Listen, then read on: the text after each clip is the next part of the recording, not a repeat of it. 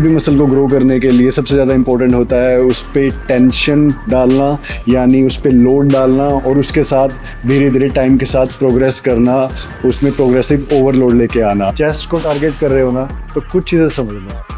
जो चेस्ट के muscle fibres की डायरेक्शंस हैं, अगर आप ध्यान से देखोगे ना यहाँ पे, तो ये देखो यहाँ से हाई टू लो जा रहे हैं, यहाँ पे फ्लैट भी हैं कुछ, और कुछ मसल फाइबर्स यहाँ से लो भी आ रहे हैं। ठीक है, चेस्ट कनेक्ट होती है यहाँ से पूरे हेड पे, हमारा जो स्टर्नम होता है, हमारा रिब केज मान लो, ठीक है, इस पे कनेक्ट होती है। तो इस एंगल में, इस एंगल में, इस एंगल में, अलग अलग एंगल्स में सारे फाइबर्स जा रहे हैं। अब किसी भी मसल को ग्रो करना है तो उसको अलग अलग वेरिएशंस हमें इंक्लूड करने पड़ेंगे, जिसमें हमारे वो मसल फाइबर्स टारगेट हो सकें। सो कोई भी अगर हम फ्लाई मूवमेंट कर रहे हैं, ठीक है, जिसमें भी fly movement low to high जा रही है ना, वो हमारी अपर चेस्ट को ज़्यादा टारगेट करेगी। ठीक है, जिसमें भी फ्लाई मूवमेंट हाई टू लो आ रही है, वो लोअर चेस्ट को ज़्यादा टारगेट करेगी। अब इसमें दो वेरिएशंस हो रहे हैं।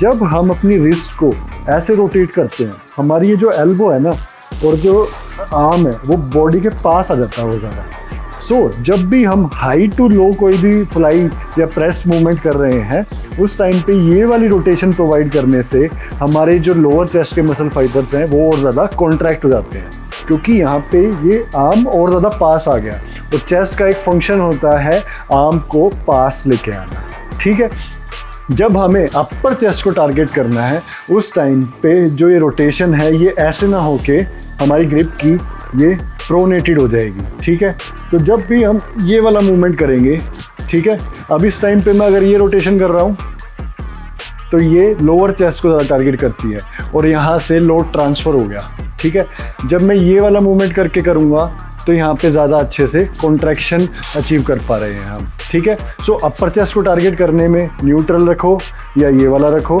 ठीक है, लोअर चेस्ट को अच्छे से टारगेट करना है तो नीचे लाते हुए ये वाली रोटेशन कर दो, सिंपल रखो। ठीक है, ओवरऑल चेस्ट को टारगेट करना है तो ये न्यूट्रल रिस्ट की रोटेशन जो रहेगी वो न्यूट्रल रहेगी।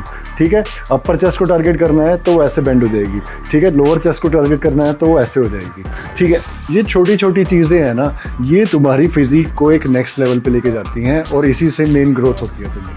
अब इसको तुम कैसे भी मोल्ड कर लो, डंबल्स को और अच्छे से समझने के लिए तुम एक बार लो हाथ में, ठीक है, और उसको ना ऐसा इमेजिन करो तुम्हें वो बेंड करनी है। जैसे ही आप उसको अंदर की तरफ बेंड करने चाहोगे तो ये जो एल्बोज हैं ये अंदर की तरफ आ रही हैं, उस टाइम पे हमारी लोअर चेस्ट भी कितनी ज़्यादा एक्टिवेट हो रही है। ठीक है, तो जब भी हम कोई फ्लाई या प्रेसिंग मूवमेंट करते हैं चेस्ट में, वो सिर्फ ऐसे क्यों, राइट, वो भी डायनामिक रखेंगे ना, उसमें भी ये वाली रोटेशन लेके आएंगे कि ये बार है, इसको बेंड करना है। ठीक है, एक्टिवेशन बढ़ी ना, तो उस चीज़ को यूज़ करो ना यार। ठीक है, सो इसी चीज़ को यूज़ करेंगे। कोई भी एक्सरसाइज हो चेस्ट की, 3 रूल्स है। स्कैपुला को रिट्रैक्ट करना है, आपको ये देखना है कि एंगल कौन सा है उस फोर्स का, आपको कौन सी मसल को टारगेट करना है। ठीक है, और तीसरा है मूवमेंट में ये वाला रोटेशन लेके आना। ठीक है, यानी रिस्ट की रोटेशन देखनी है हमें। जब ये वाली रोटेशन होगी तो अपर चेस्ट पे ज़्यादा आएगा, जब ये वाली रोटेशन होगी तो लोअर चेस्ट पे ज़्यादा आएगा। ठीक है, इसको करके दिखाते हैं हम। तो जब हम फ्लैट बेंच पे लेट रहे हैं ना और हल्का सा आर्क बना लेते हैं और शोल्डर्स को रिट्रैक्ट कर लेते हैं, रेजिस्टेंस की पाथ क्या होगी, ये यहाँ से यहाँ, तो ये ओवरऑल चेस्ट को टारगेट कर रही है और लोअर चेस्ट को ज़्यादा टारगेट कर रही है। ठीक है, अगर आप ध्यान से देखेंगे तो ये देखो, आप ध्यान से देखेंगे तो ये एक तरीके से डिक्लाइन फ्लाई हो गई ना। ठीक है, क्योंकि हाई टू लो आ रहा है। अगर मैं लोड के दिखा रहा हूँ यहाँ पे, तो ये high to low resistance transfer हो रही है। जैसे डिक्लाइन केबल फ्लाई होती है ना ऊपर से नीचे वाली, ये वही वाली पाथ होगी। ठीक है, जैसे ही हम इस बेंच को इंक्लाइन कर देंगे, अब ये इंक्लाइन हो गया बेंच, राइट। अब देखना एंगल कैसे चेंज हो जाता है। अब यहाँ पे जो फोर्स का एंगल है वो यहाँ है, राइट, और वो ऊपर आ रहा है। तो जैसे ही वो ऊपर आ रहा है, वो हमारे अपर चेस्ट को टारगेट कर रहा है।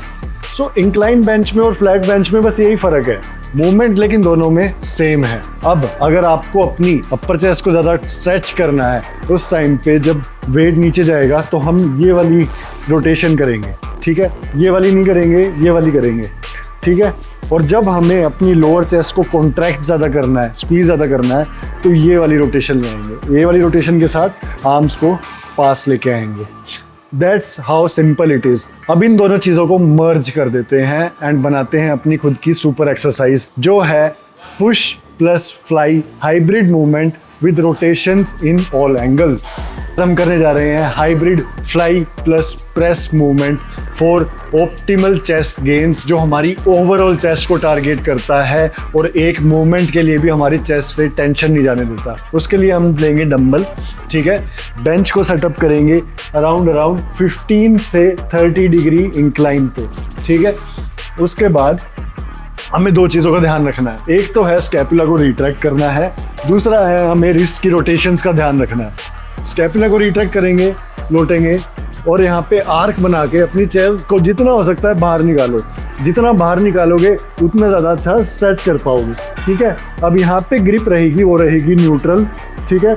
जब हम वेट को ड्राइव कर रहे हैं उस टाइम पे इतना नहीं खोलना, यहाँ पे हम बाइसेप स्ट्रेन नहीं कर रहे और इतना कम भी नहीं खोलना कि हम अपनी ट्राइसेप स्ट्रेन कर रहे हैं। हमें खोलना है जितना हम पुशअप्स मारते हैं उससे हल्का सा वाइड, जिसमें हमारी स्ट्रेच बहुत अच्छे से हो सके, ठीक है।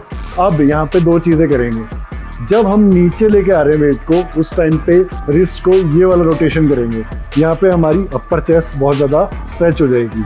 जब हम पास लेके आ रहे हैं वेट को उस टाइम पे वेट को नीचे से ऐसे रोटेट करते हुए अपनी लोअर चेस्ट को स्क्वीज करना है, ठीक है। यहाँ पे हमारे शोल्डर्स पे लोड नहीं आ रहा, यहाँ पे सिर्फ और सिर्फ हमारी चेस्ट पे लोड आ रहा है। सो नीचे लाते हुए न्यूट्रल ग्रिप, ठीक है, फिर ये रोटेशन, फिर हल्का सा lift up and then pass लाते हुए स्क्वीज।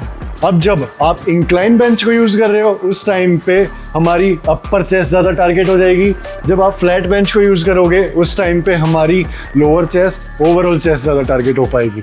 बट ये जो हाइब्रिड कॉम्बिनेशन है ना, ये फार सुपीरियर है नॉर्मल प्रेसिंग से, फ्लाई से, और यहाँ पे होती है ग्रोथ। बायोमैकेनिक्स को यूज़ करो, अपनी बॉडी पे यूज़ करो उसको प्रैक्टिकली। साइंस एक फिक्स लाइन नहीं है, उसको मोल्ड करो, खेलो उसके साथ, और वहाँ पे होती है सबसे ज़्यादा ग्रोथ तुम्हारी, ठीक है। रिजिड मत बनो यार, रिजिड मत बनो किसी भी चीज़ को लेके, एक्सपेरिमेंट करो, क्या पता तुम्हें क्या एक्सरसाइज ज़्यादा फील दे और कौन सी एक्सरसाइज तुम्हें सबसे ज़्यादा ग्रोथ दे। ये जो रिजिड माइंडसेट होता है ना कि मैं तो यही करूँगा, मैं तो इतना ही वेट उठाऊँगा, वहाँ ग्रोथ नहीं होती।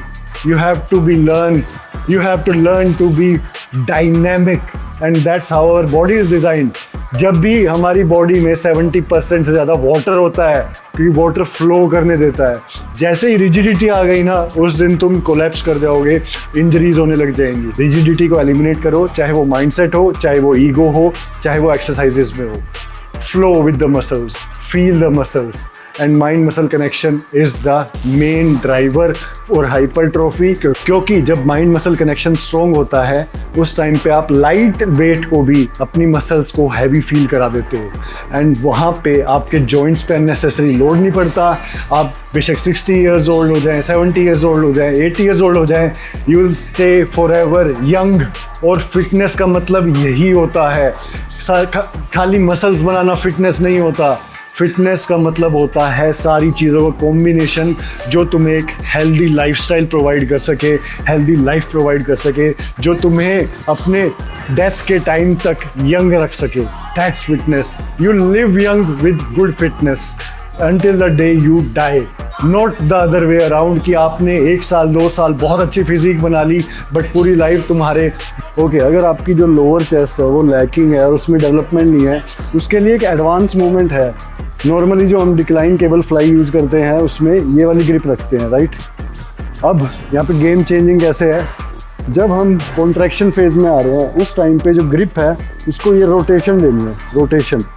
जैसे हम रोटेशन देंगे तो ये वाले जो मसल फाइबर्स हैं ये ज़्यादा एक्टिवेट हो जाते हैं, जो लोअर चेस्ट के मसल फाइबर्स हैं। This is one of the advance techniques जो प्रोफेशनल बॉडी बिल्डर्स यूज़ करते हैं। अब इसमें हम अलाइन करेंगे इस एंगल को, ये जो केबल का एंगल है, अपने लोअर चेस्ट मसल फाइबर्स के साथ, and then we are going to perform the movement with this rotation. अब इसमें एक और चीज़ का ध्यान रखना है कि जो स्कैपुला है उसको रिट्रैक्ट करके रखना है, वो शोल्डर्स को ऐसे, क्योंकि उस टाइम पे जो चेस्ट मसल्स है वो हमारी लूज हो जा रही है, right. So we will stretch, squeeze, rotation, this, देखो लॉजिकली सोचो, मूवमेंट क्या होगी, अपर चेस्ट के फाइबर्स हैं वो यहाँ से ऐसे डाउन में कनेक्ट है, ठीक है, डाउन में, यू सी, ये देखो, ये एंगल देखो, ठीक है। सो अब इनको टारगेट करने के लिए, किसी भी मसल को टारगेट करने के लिए क्या होता है, उसको स्क्वीज करना है और उसको स्ट्रेच करना है। तो ये कैसे स्क्वीज होंगे, इस एंगल से ही स्क्वीज होंगे। सो ये देखो, ये देखो, अगर मैं नीचे करूँगा तो यहाँ के स्क्वीज, ये देखो लूज है, बट मैं ऊपर करके स्क्वीज कर रहा हूँ तो इसका एक्टिवेशन बढ़ गया। अब इसको कन्वर्ट करेंगे हम फ्लाई पे, ठीक है। हम बेंच को सेटअप करेंगे 75 डिग्री के एंगल पे, एंड अब जो मूवमेंट होगा ना, उसके लिए पहले तो आप ये स्कैपुला को रिट्रैक्ट कर लो। मूवमेंट होगा ऐसा, आर्म से पास होते हुए स्ट्रेच करेंगे, ठीक है। जब आप ये ऐसे स्ट्रेच कर रहे हो तो ये देखो, ये वाला पार्ट जो है, जो अपर चेस्ट वाला पार्ट है, ये एक्सपेंड हो रहा है, यानी स्ट्रेच हो रहा है, ठीक है ना। यहाँ पे कोई भी मोमेंटम नहीं है, एंड स्क्वीज करते हुए आर्म्स को ऊपर लेके आना है, ठीक है, एंड अपर चेस्ट को स्क्वीज करना है, और ये ऐसे हो जाएगी। जब नीचे जा रहे हैं तो ये जो ग्रिप है ये रोटेट होके ऐसे होगी। नाउ सी, अपर चेस्ट खिंच रही है, स्ट्रेच हो रही है, होने दो, चेस्ट को और थोड़ा खोल लो, नाउ अगेन। साइंस को प्रैक्टिकली यूज़ करो, हर किसी की बॉडी अलग होती है, सो अपने हिसाब से मॉडिफाई करो साइंस को। साइंस एक फिक्स लाइन नहीं है, उसको आप इंटरप्रेट कैसे कर रहे हो अपनी बॉडी को ग्रो करने में, वो है स्किल। Okay, let's go.